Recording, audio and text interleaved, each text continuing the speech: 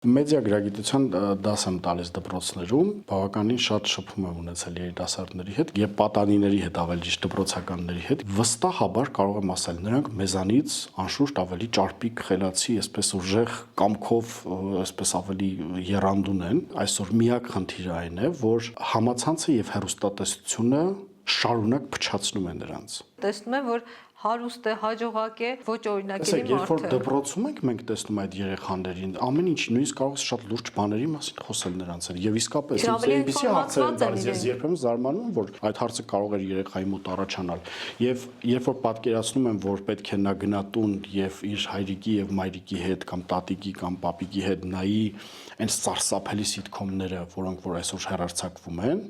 երբ որ պատկերացնում ես, դու արդեն սկսում ես վախենալ եւ անհանգստանալ։ Ինչ վերաբերվում է իրենց ներուժին եւ կամքին, որ կա իրենց մեջ, այդ հայրենասիրությանը, շատ բան է մեզանում փչացած, բայց մեր ուսուցիչները առանձին հերոսներ են իսկապես եւ կեցցեն նրանք, որ դեռ կարողանում են այդպիսի երեխաներ ձևավորել, բայց էլի եմ ասում, շատ կարևոր է, որ այդ ծնողները պիտի շատ ուշադիր լինեն, խուսափեն, այդ ինչքան էլ հաճելի է, ինչքան էլ կադրերը այսպես գեղեցիկ են եւ այլն,